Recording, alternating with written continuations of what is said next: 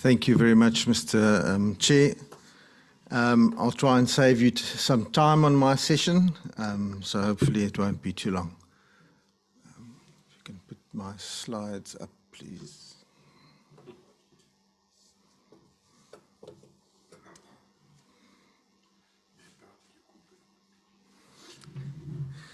Okay, now I see there's more than one green button on this. Oh, there we go. Mr. Chair, thank you for the opportunity. I think you raised or posed a question earlier. I think it was in one of the sessions with regards to a standard within the communal sector. And I think it was a very valid and pertinent question, because I think standards all over the globe have somewhat of trouble implementing something that applies to every country. And once again, I think it comes back down to, setting a standard or putting something in place that actually speaks to the conditions within a country and the production practices within a country. And I think that's very important, that a person starts from that point of departure. So when we look at sustainability, just in a general sense, we have to go back to the UN Sustainable Development Goals and just have a broader look at what they are saying, because I think it's very important. And when a person starts looking to implement something, that it's actually relevant and will speak to your market. And that's the first important thing you have to keep in mind. So of the 17 goals, let's just quickly look at the first one. And the first goal is to end poverty. Now, to end poverty, that is such a broad statement. How do you do that? What do you do? What do you put in place? And then we go to, and just to explain to you, each one of these goals have very specific targets, events that goes around it, and publications, and then actions that are required. So it's very, very involved. And the second one is end hunger. And with that phrase, end hunger, it also goes about sustainable agriculture, which I think is critically important.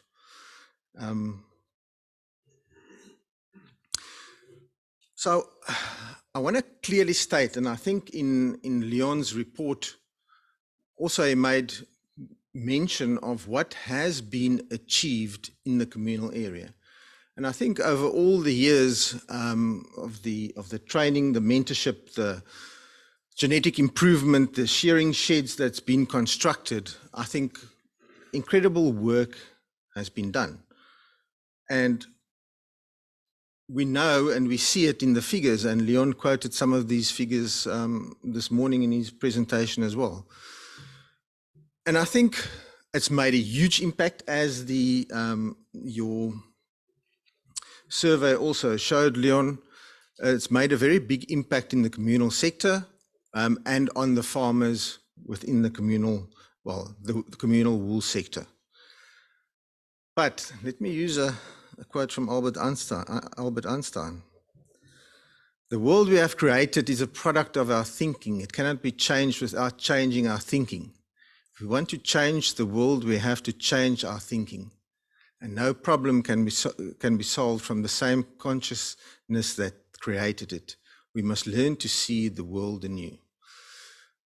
So when we look at wool production, we look at both sustainability within a commercial environment and a communal environment. We're going to have to start thinking anew. And I think the question of, yes, we don't have the same, or the NWGA doesn't have the same capacity and the manpower that it used to have traditionally. We're going to have to start thinking differently, and how we can do it more effectively and in a little bit more modern way, driven by what we can use from information technology. So keep that in mind and bear that in mind when we go through the next slides.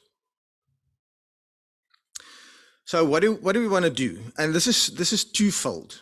we want to create an electronic database. So within the wool industry in South Africa, we hold the NAMAD system, the name and address system, which gives us very good individual data of wool producers.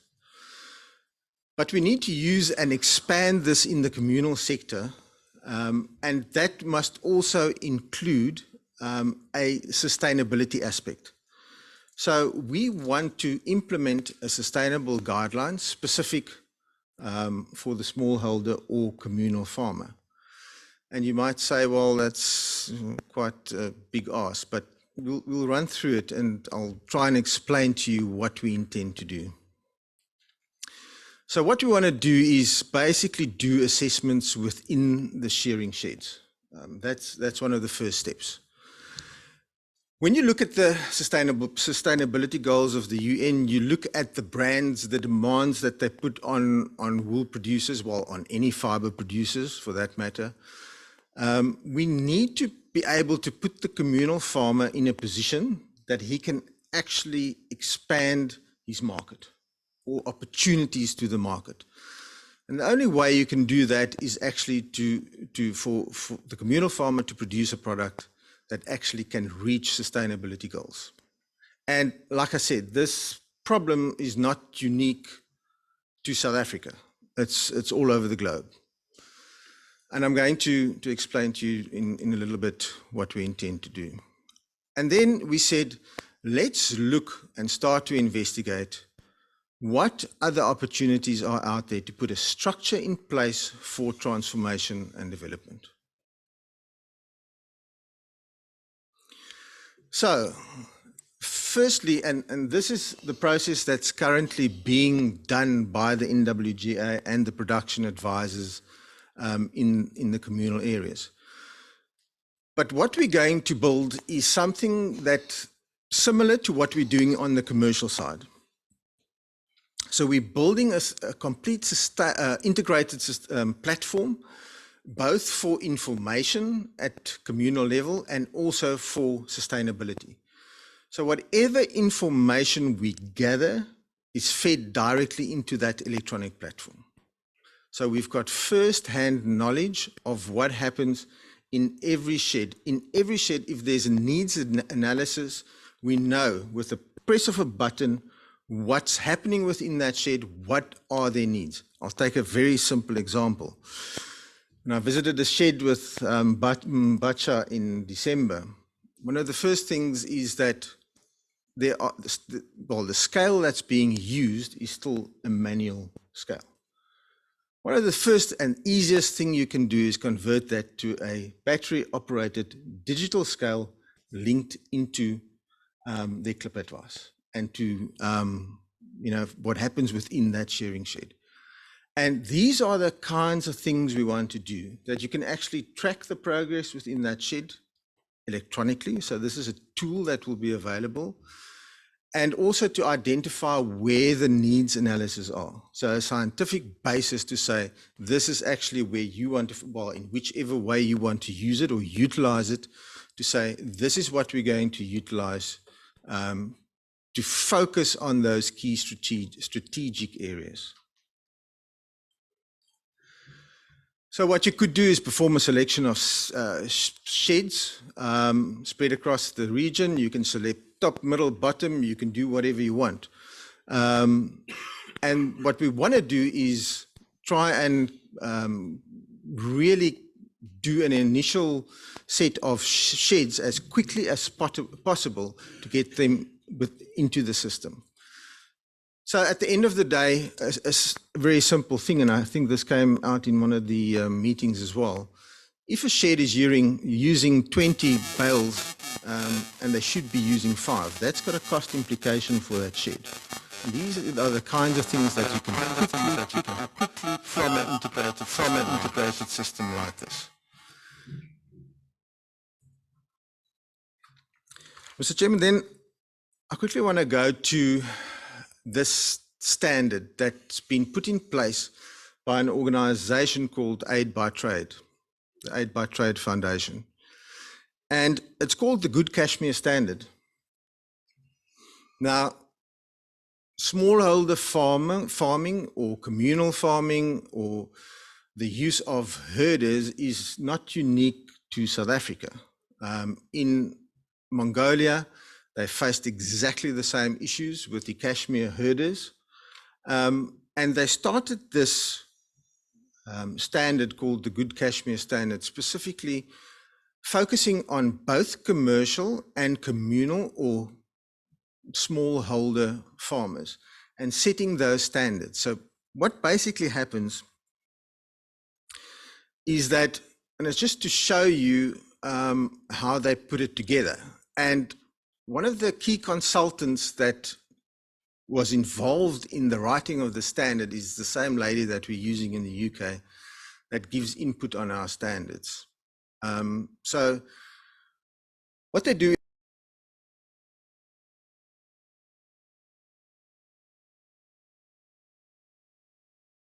trying to get their heads around and see how they can actually implement it. Actually, Textile Exchange is just, they've launched their first smallholder farmer project in India. They also were a bit hamstrung by COVID-19, but they've done it. I don't know how successful at this point in time, but that was a pilot project specifically on wool. So there is a real demand out there to actually implement something that can add value to the communal farmers. And I think there's going to be a lot of interest in South Africa in what happens within this standard that we want to implement. Because it's actually, Leon, I think there's 1,219 sheds that you have within, or that's in the database. If you take those sheds and actually conduct those assessments at the time of shearing at those sheds, that's what you want to do. Because then all of a sudden, you can see what the condition of those sheep are. You can see if there's any parasites or lice. You can see, you can check the body scoring index. And you can actually monitor the shearing process.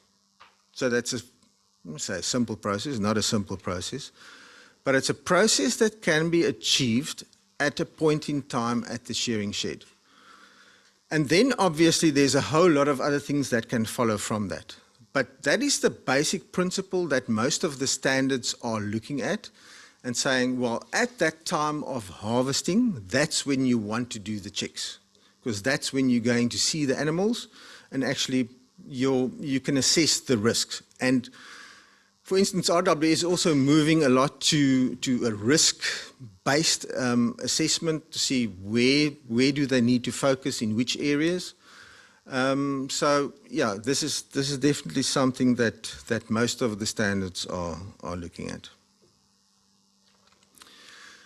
So it will be based on the following principles: animal welfare, the general grazing conditions and awareness. Of course, it's very different. You don't have a piece of land that you can inspect or fencing, but it'll be, and it's really that awareness that is created with the herder or the communal farmer. There are already apps being developed that assist with the health of the animal. I know that some international bodies have developed a body scoring index app. So there are similar things that we can utilize and in terms of biodiversity as well, where you can actually attach a cell phone app like we do with the commercial sector to those individual herders, where if he's got an issue with an animal, he can actually take a photo and send it in, or we can ask him to take a photo of his grazing conditions. It's a very simple thing to try and establish what the conditions out there is. And once again, all of our documentary proof is geotagged, so there's a GPS location attached to it. So all of a sudden, you can start building a picture of your biodiversity. And this is exactly the thing that the Kashmir herders or the Kashmir industry face as well, where the Kashmir farmers just double up or triple up on their stocking rate just because they don't know how many animals were going to survive or actually that they're going to get a proper clip from those animals. So that's the kind of things you want to eliminate. So it's a very useful way of getting that information out to the individual herders. And this is where we want to get to. We've got the Sustainable Cape Wool Standard in place, and what we want to take to the international community is to say we've got a SCWS, that's the standard, but that little C will indicate it's a communal farmer that's actually been assessed. We are very involved in expanding this, like I say, to a wider audience and say, give us inputs and give us input in terms of what we need to do for brands to buy into this standard. So, Mr. Chairman, just on the last slide, in terms of what we want to do and where we see a possible strategy going forward, I think at a strategic level, we as a wool industry need to sit down and take a hard look and think of what we do for transformation and development and where the strategic input needs to come from. And this is a structure that we are currently investigating to see how can we create a dedicated body to drive all empowerment initiatives. So where does that strategic level thinking take place, and how do we broaden it to make sure we can get international role players also to buy into that strategy? And I promise you there's a lot of international role players very interested if something like this should come off the ground. And let me just be very clear, it's in no way saying we or somebody else must do or implement the strategy. It's a question of using a vehicle to do that or to set that strategy for rollout. And I think it's really something that could work very well. It was also done in the mower industry, I think, with great success. Mr. Chairman, and then I actually want to, in Afrikaans, there's a saying, "Spog nou met 'n ander man se pere." But Dr. George de Kock put this or used some of this information at the OIE Biosecurity Working Group. And it comes back to the United Nations Sustainable Development Goals. And I think this is something really, and when he raised this issue, it really hit home.